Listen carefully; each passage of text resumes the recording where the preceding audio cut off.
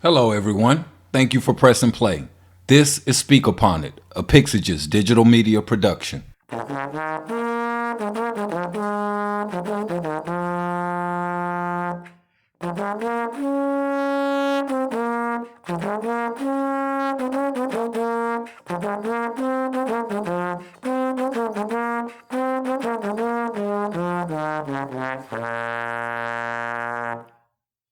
This contract with Black America was designed to start the hard conversations. It was made to be perfected and debated. So please add comments and suggestions so we can create a better contract with America that will help create a better and more perfect union. That is the part that I like the most about the contract with Black America. The admission that it is about a discussion and not necessarily a plan to fix everybody's problems, but more so an opening of a discussion to discuss everybody's problems to figure out how we can fix them. Over the last week, we've seen a lot of people get upset with Ice Cube about his approach to the contract with Black America, and we've seen a lot of different viewpoints in regards to whether or not he made a good move or a bad move. I'd like to discuss this briefly and see where we all are together as a community in our opinion of this issue. So, first of all, with Ice Cube, I gotta say, I believe him when he say he's trying to help. And he has said that he's trying to help. I quote, "Not a part of the Trump team or campaign," unquote. He stated that he spoke with both parties, both the Democrats and the Republicans. And I kind of agree with his approach to speak with the boss. You know, if ever you're trying to get something done, you definitely want to speak to the person that's in charge. I disagree with the backlash on him. I think that in an environment where we are calling for celebrities and powerful people to take action, I think he's trying to do that. I think he's trying to use his leverage or his clout or whatever it is that he may think that he has to affect change and to do something beneficial for the people. I don't expect him to know all of the details on the program. I don't expect anybody to believe that Ice Cube made this contract with Black America. He's a spokesman for it. I don't expect him to know what matches up in that program with what the current administration is planning to do for Black people. What I do expect, though, is for him to know what he supports, if anything, in the current administration's campaign. So when I saw him on, I think it was Roland Martin that I was watching, and Roland was treating it like Ice Cube was this seasoned political pundit that knew the ins and outs and the nuance of all of the legal matters. And that's just not what you're going to get. You know, Ice Cube has never been that person. Ice Cube has always been that guy that comes to you and gives it to you straight, gives it to you from his perspective. Don't expect more. One thing that did surprise me about all of this was the branding of ADOS or ADIOS, however it is that people want to pronounce that. I'm curious to hear more about his belief in that and his affiliation with the movement. I'm not here to say whether or not I agree or disagree with the platform of that organization or that group. What I will say, though, is that one of the biggest challenges that you'll see in regards to anything that's ADOS related is the exclusionary verbiage that is used often in the conversation regarding who should and should not get what. I mean, at some point, we're going to have to talk about what makes you ADOS. How far back you looking? Who are you looking at? Which side of the family are you looking at? You know, and at what point, like, is there a percentage of ancestry that qualifies one for this?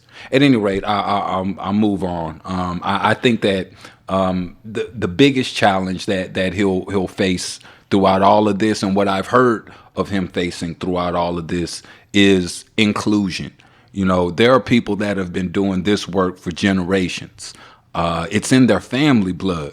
as opposed to an individual with power and money and notoriety coming onto the scene trying to affect change. You have these people that don't have money or power or celebrity that have been doing this work in the trenches for years and years and years. And when you don't include them in a thing that you're trying to do, celebrity, person with power, person with leverage, it appears that maybe you don't have the best interests of the black people in mind. So with all of that said, I want to say that I support Cube in his efforts to move the discussion forward. I think that in an era where we see everywhere that more needs to be done in regards to this discussion, more needs to be contributed in regards to this discussion, I applaud people like Ice Cube. I applaud people like T.I. Harris. I applaud those individuals with that platform that are making it known where they stand and what they think should be done. However, I disagree with moving independently. You cannot move independently on behalf of all black people. It's an oxymoron. So with that being said, I'd like to know what you all think. Where are you in regards to the Cube scandal and Backlash? You think he's wrong for hearing the Trump administration out? Do you think he's wrong for talking to the Biden campaign about it? Let me know down in the comments below. I look forward to hearing from you.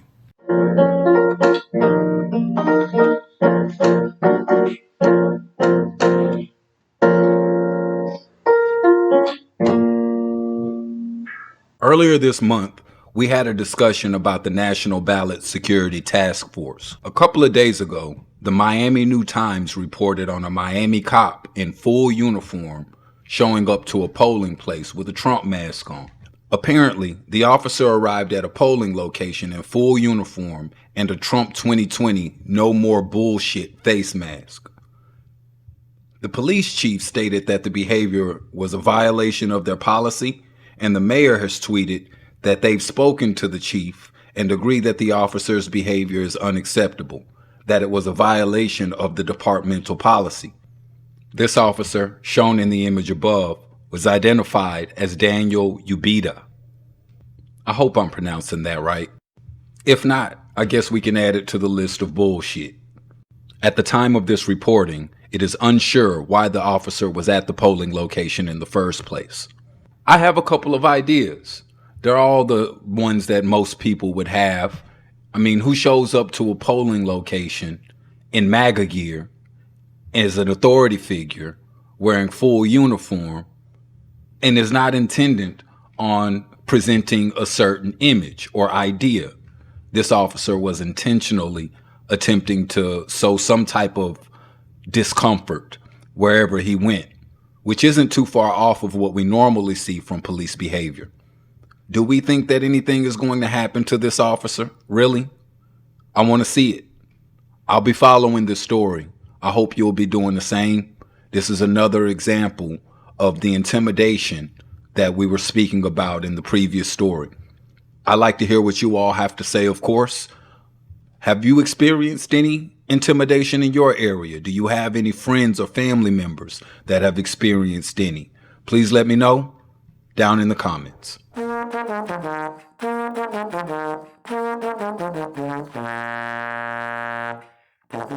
Last night, we were all presented with the second presidential debate for the 2020 election.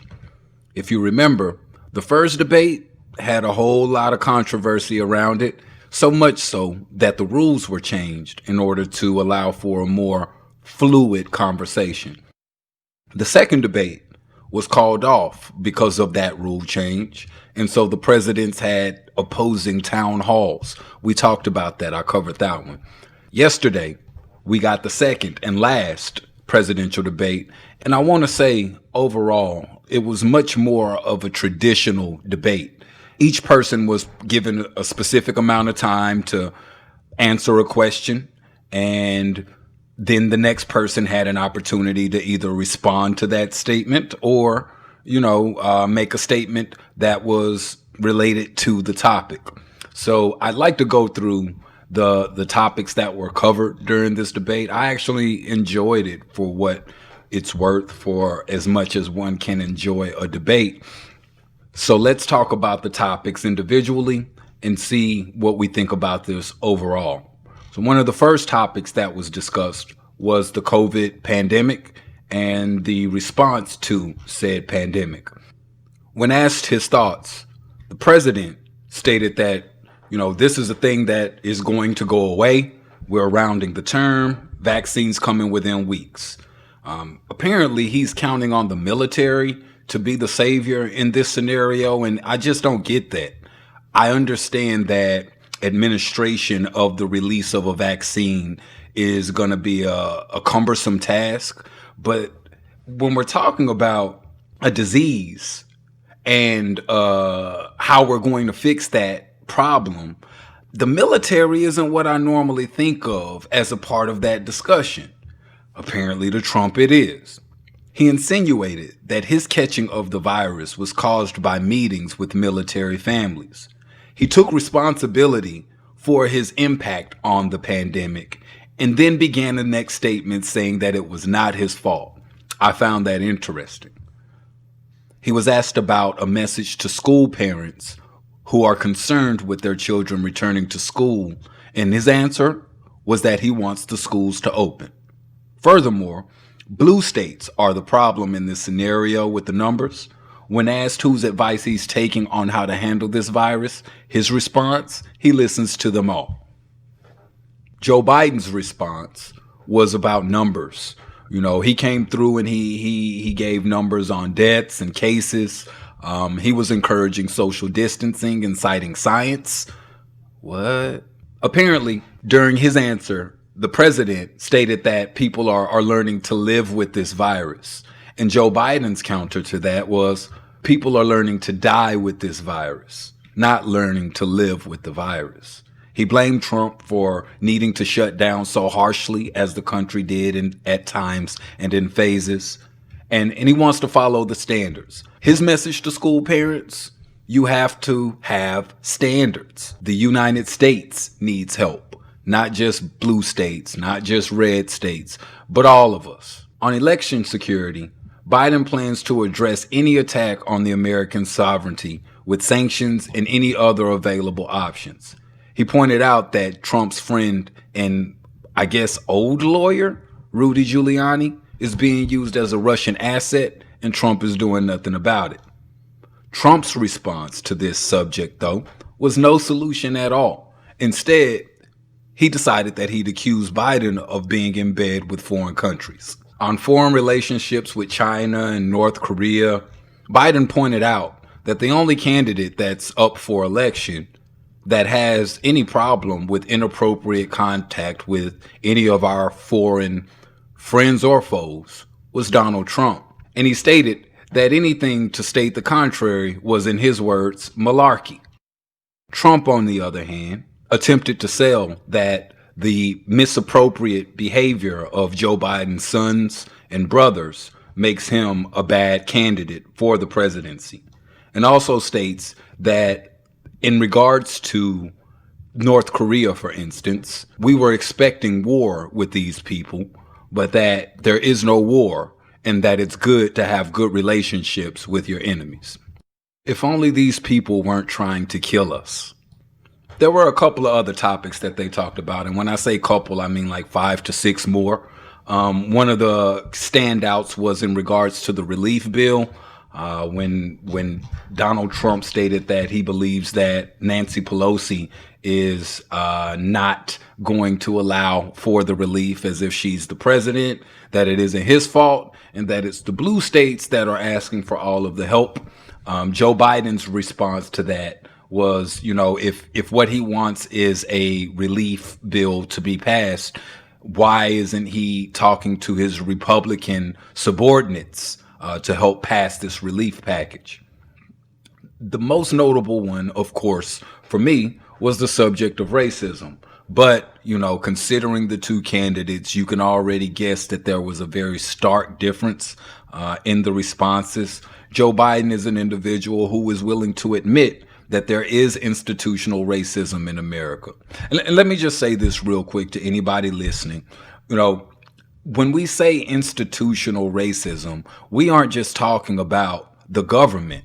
This isn't just about federal racism or local and state racism. This institutional racism that we discuss on a regular basis is about the mechanisms that are in place that are biased towards the treatment of anybody that's not white. At any rate, Joe Biden laid out points and plans to address the concerns of these institutional racism measures, such as schools and businesses and housing.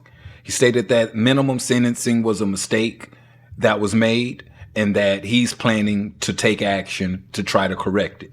Donald Trump, when asked to speak to me about racism, says that nobody has done more for me than Abraham Lincoln, maybe. He claimed to have created criminal justice reform, which I find laughable, made an entire statement about him and not about me or my people. And he keeps speaking to us as an other, speaking in terms of them and they, which I understand Donald Trump is not a black person, but there are better ways to talk to a group of people than always considering them as an other. Furthermore, news to me, he states that his first impressions of Black Lives Matters is what prevented him from being more civil towards them. The whole pigs in a blanket, burn them like bacon or something along those lines being chanted at a time when he could hear it, prevented him from going and trying to learn more about this organization and what their cause was. His admission was that he didn't know what to say to black people. So there. Overall, I thought that this was an entertaining exhibition. I thought that there were many cases in which Joe Biden just simply outclassed Donald Trump, which isn't hard to do, but, definitely a welcome sight. I thought that there was a point where it seemed that Joe Biden broke the debate because he responded to something that Trump said. And his statement was, we had a Republican Senate. And that was the reasoning behind why he couldn't get some things done. Nobody said anything for at least 30 seconds or so. And I found that completely entertaining. Overall, like I said earlier, a pretty decent debate to watch, not in subject matter or the skill level of the competitors, but more so in regards to just seeing the current president and an opponent, a capable opponent, take him to task and hold him accountable for the things that he has said and done. If any of you watched it, I would love to hear what you have to say. Love to hear what you think about the performance of both Trump and Biden. If we can laugh together, let's do it. If we can think about this in a different way, let's do that as well. I am looking forward to anything you might have to add to the discussion down below in the comments. Thank you.